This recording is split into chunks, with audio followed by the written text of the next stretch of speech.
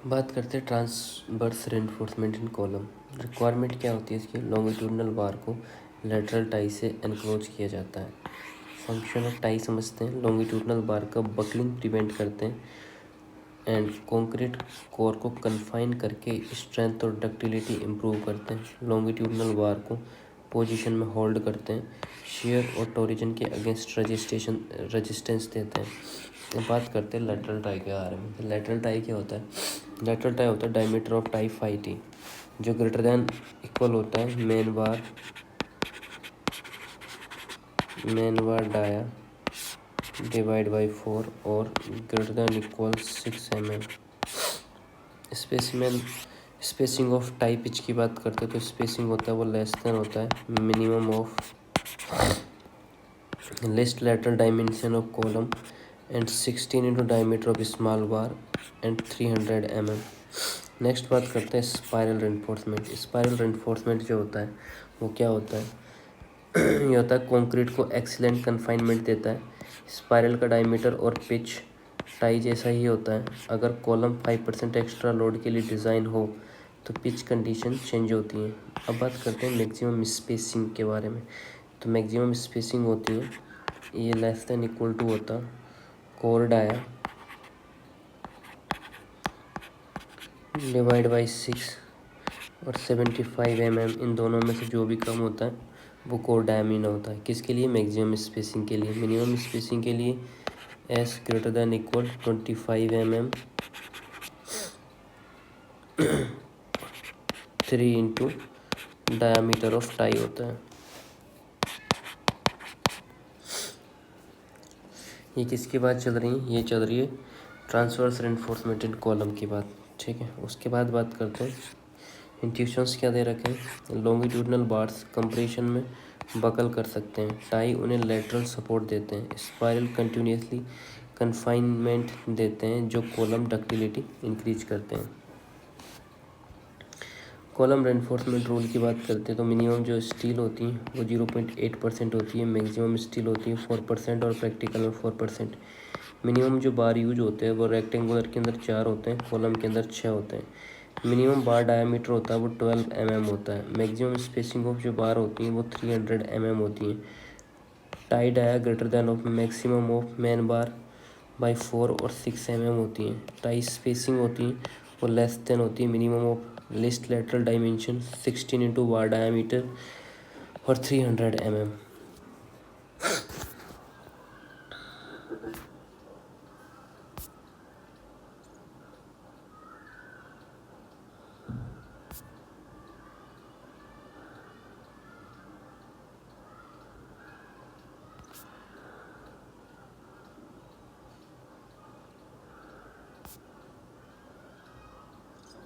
ये spiral reinforcement की बातें थी। ठीक है,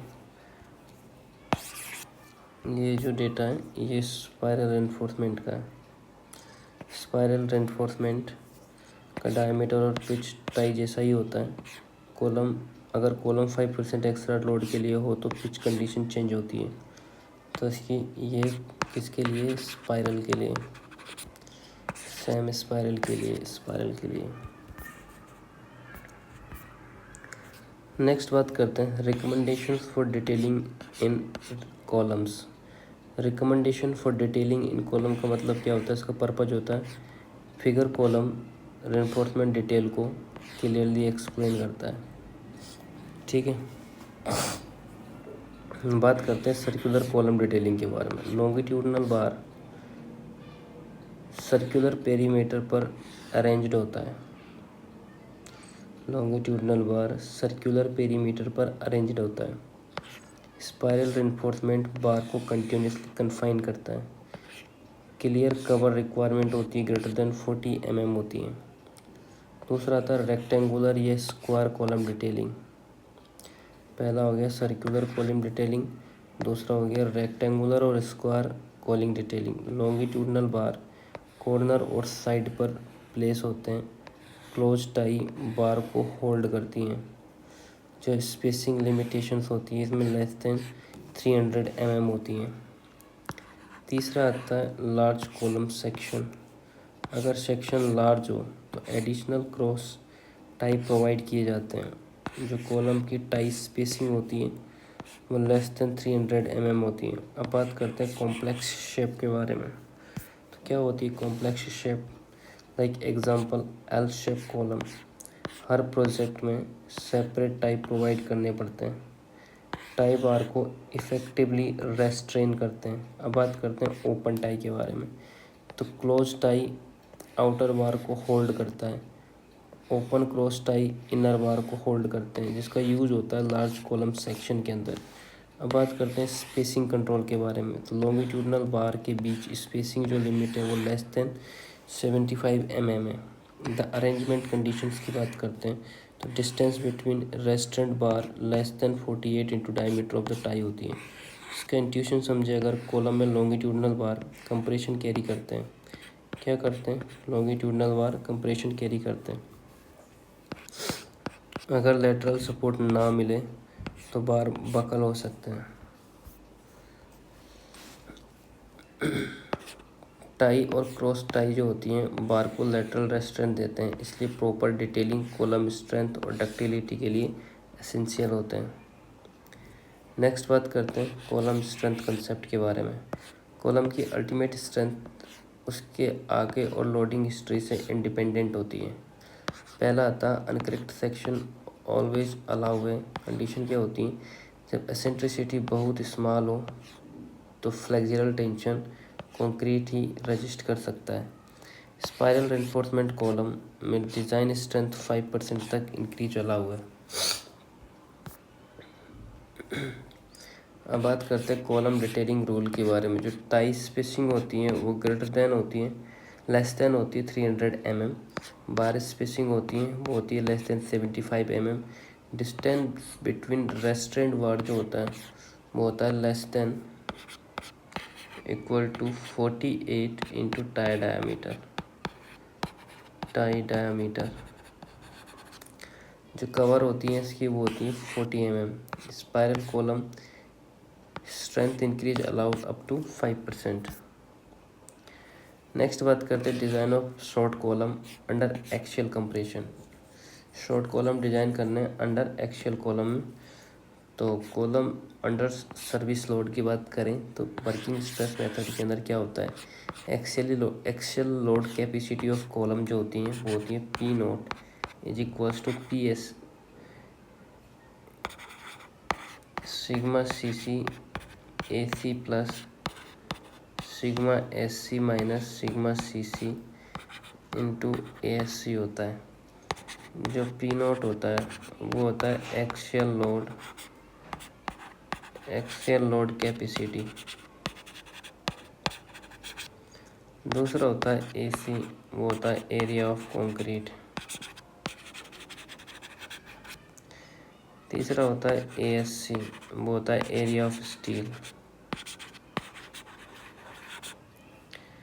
area of steel reinforcement. Sigma C C जो होता है वो होता है permissible stress in concrete.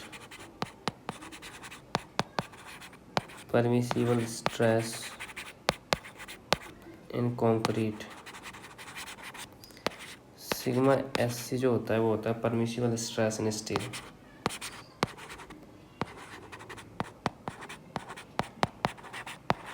Permissible stress in steel. अब बात करते हैं अजम्पशंस जो यूज होते हैं। सिग्मा एस सी जो होता है 1.5 मीटर सिग्मा सी सी सी होता है। परमिसिबल स्ट्रेस इन स्टील जो होता है वो होता है F E 250 steel.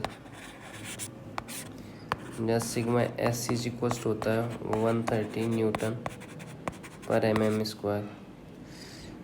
Permissible stress की बात करें एफ ई 415 के लिए या एफ ई 500 के लिए तो सिग्मा एस सी होता है 190 न्यूटन पर mm स्क्वायर।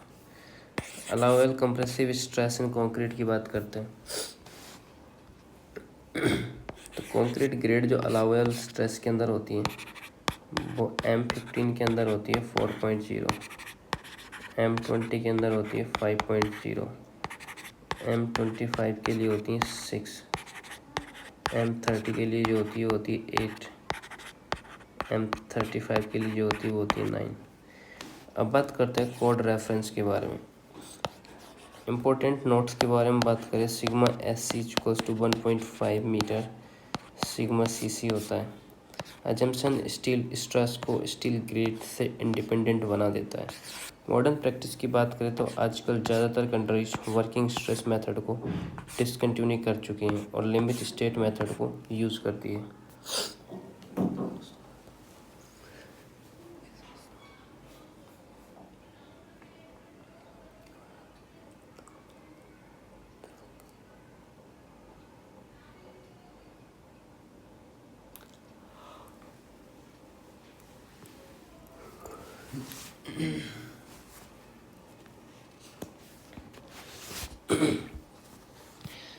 नेक्स्ट बात करते हैं शॉर्ट कॉलम बिहेवियर के बारे में। Column mainly axially compression resist करता है, कंक्रीट मेजॉरिटी लोड कैरी करता है, स्टील जो होती है एडिशनल स्ट्रेंथ और डक्टिलिटी प्रोवाइड करता है। नेक्स्ट आता है कॉलम अंडर अल्टीमेट लोड, जिसका अजम्पशन होता है limit state of design. Beam slab को फ्लेक्चर वाले अजम्पशन कॉलम पर भी अप्लाई होते हैं। मैक्सिमम कंप्रेसिव स्ट्रेन इन एक्सियल कंप्रेशन की बात करें तो ये होता है 0.002। मैक्सिमम कंप्रेसिव स्ट्रेन इन बेंडिंग कंप्रेशन की बात करें तो समीशन 0.0035 होता है। क्या strain C, maximum compressive strain in bending compression, maximum compressive strain in axial compression, bending compression, maximum compressive strain in outermost compression fiber, outermost compression fiber 0.0035 minus 0.75 into strain in list compressed fiber sorry. तो maximum compressive strain in outer most क्या होता है 0.0035 minus 0.75 into strain in least compressed fibres. अब बात करते हैं behaviour of column under load. Column behaviour ultimate load पर predict किया जा सकता है, जिसका रीज़न होता है कॉलम की अल्टीमेट स्ट्रेंथ आगे और लोडिंग हिस्ट्री से इंडिपेंडेंट होती है। एक्सियल लोड बढ़ाने पर एक्सियल शॉर्टनिंग इंक्रीज होती है। Axial shortening ultimate load minus 80% तक कंटिन्यूस होती हैं। अब बात करते हैं फिग बिहेवियर OAB।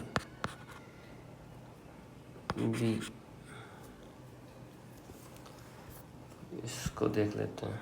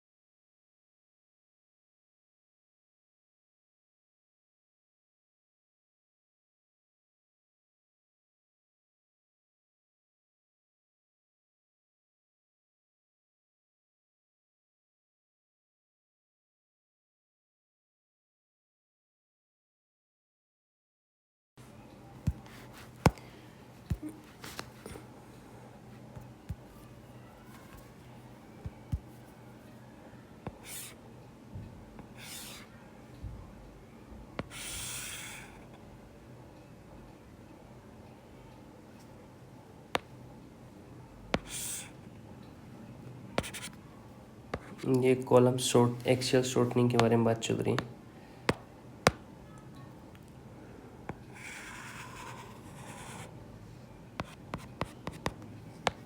ऐसा इसका एक डायग्राम होता है,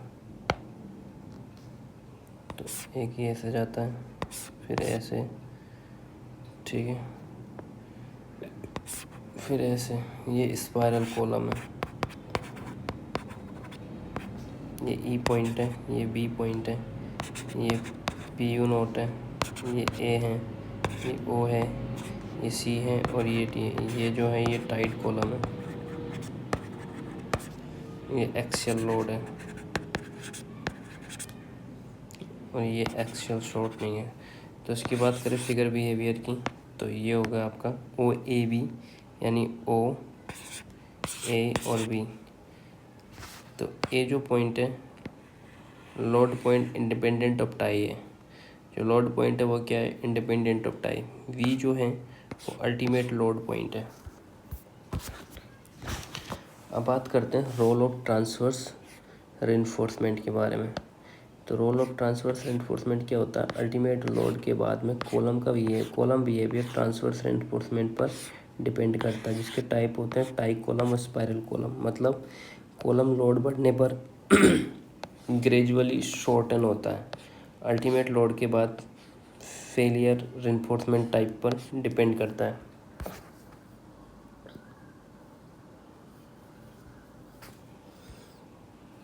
नेक्स्ट बात करते हैं स्पाइरल रेनफोर्समेंट इन कॉलम। स्पाइरल रेनफोर्समेंट फंक्शन की बात करते हैं तो स्पाइरल टाई कंक्रीट कोर को कन्फाइन करता है। Ductility behaviour, spiral reinforcement column को सफिशिएंट डक्टिलिटी प्रोवाइड करता है। फेलियर मोड की बात करें तो failure spiral column failure spiral tie की यील्ड से होता है। अदर कंक्रीट शेल स्पार्कलिंग के बाद भी स्पेलिंग के बाद भी other concrete shell spalling other concrete जो शेल होती हैं वो स्पेलिंग के बाद भी कॉलम लोड कैरी करता है। लोड कैरिंग कैपेसिटी की बात करें तो स्पाइरल कॉलम टाई कॉलम से ज़्यादा डक्टाइल होता है। IS 45 अलाउ करता है लोड कैरिंग कैपेसिटी इंक्रीज करता है अप टू 5%।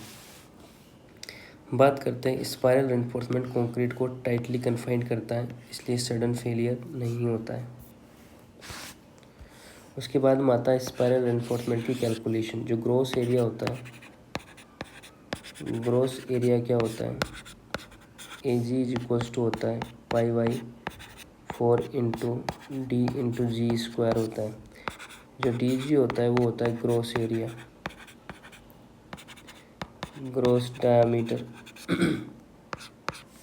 दूसरा जो होता है कोर एरिया, AC बराबर होता है π/4 into DC square. Core diameter जो होता है DC बराबर DG-2 इंटू कवर होता है।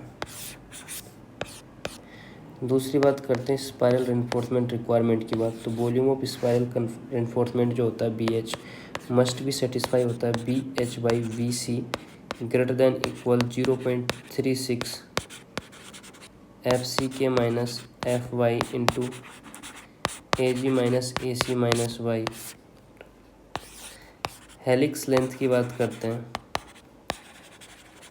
हेलिक्स लेंथ जो होता है वन टन लेंथ जो होता है AD इंटू H होता है। नंबर ऑफ टन जो होता है N बराबर 1000 माइनस पिच होता है। अब बात करते हैं वॉल्यूम ऑफ हेलिक्स स्टील के बारे में। तो वॉल्यूम ऑफ हेलिक्स स्टिक्स क्या होता है, BH बराबर होता है number of turn into length of 1 turn cross section area of spiral bar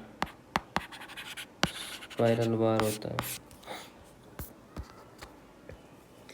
axial load versus axial shortening की बात करें तो जो ओ जो होता है वो स्टार्टिंग पॉइंट होता है, ए जो होता है वो 80% लोड जो होता है, बी जो होता है अल्टीमेट लोड, CD पे टाई कॉलम बिहेवियर होता है और इस E पे स्पाइरल कॉलम का बिहेवियर शो होता है। बात करते हैं design strength of axially loaded column के बारे में। तो कोड के रेफरेंस के अकॉर्डिंग जो स्ट्रेन लिमिट होती है मैक्सिमम कंप्रेसिव स्ट्रेन इन कंक्रीट जो होता है वो 0.002 होता है। डिज़ाइन स्ट्रेस इन मटेरियल की बात करें तो जो कंक्रीट होता है वो क्या होता है 0.67 FCK divide by 1.5, it means 0.446 FCK होता है। ये कंक्रीट के लिए हो गया। स्टील की बात करें तो Fe 250 के लिए जो FSC होता है ये होता है 0.87 FY। Fe 415 के लिए जो होता है FSC वो होता है 0.79 FY। 500 के लिए जो होता है FSC वो होता है 746 FY। अब बात करते हैं डिज़ाइन स्ट्रेंथ फार्मूलाज के बारे में। तो डिज़ाइन स्ट्रेंथ फार्मूला क्या होता है? PU is equals to 0.447 FCK into AG plus FSC minus 0.447 FCK into ASC।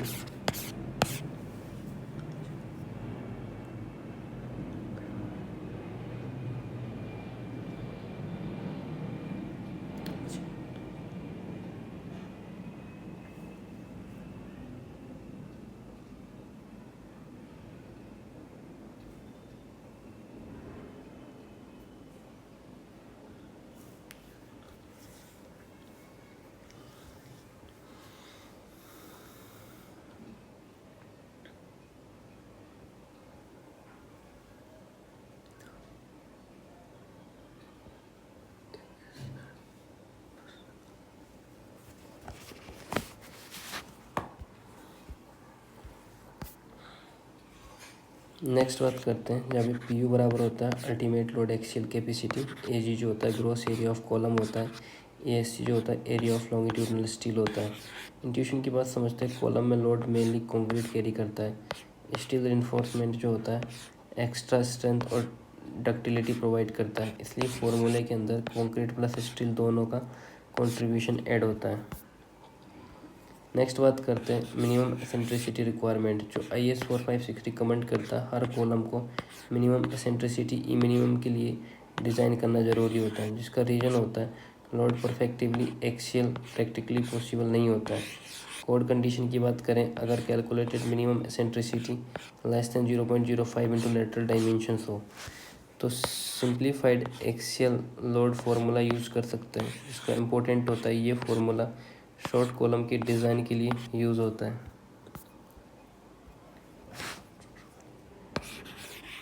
Design strength जो होता है PU इज इक्वल्स टू होता है 0.4 FCK AC plus 0.67 FY minus 0.4 FCK into ASC होता है एक्सियली लोडेड शॉर्ट कॉलम।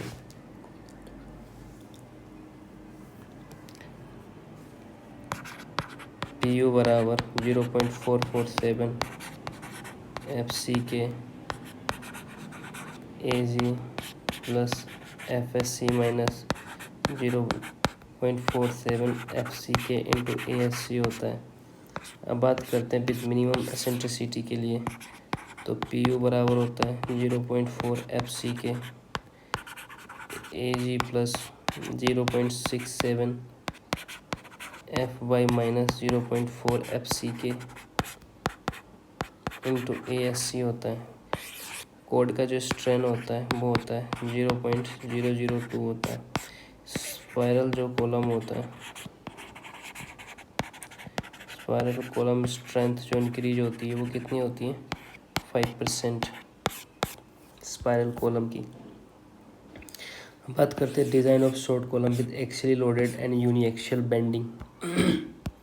यहाँ पे आ चुकी है बस एसेंट्रिसिटी एंटरिंग हो चुकी है। बेसिक कंसेप्ट क्या होता है इसका? ये होता है कि कॉलम पर साइमल्टेनियसली एक्सियल लोड और बेंडिंग लोड दोनों एक्ट करते हैं। एसेंट्रिसिटी लोडिंग की बात करें तो एक्सियल लोड सेंट्रोइड से ऑफसेट होता है। एसेंट्रिसिटी जो होती है E बराबर MU/PU होता है। ठीक है, पहला आता है लिमिटिंग केस, इसमें प्योर एक्सियल कंप्रेशन होता है जहाँ E बराबर 0 होती है। तो कंडीशन ऑफ MU क्या होता है? कंडीशन ऑफ MU बराबर होता है PU इंटू E, यानी MU बराबर 0 हो जाता है। दूसरा बात करते हैं बिहेवियर स्ट्रेन इन यूनिफॉर्म।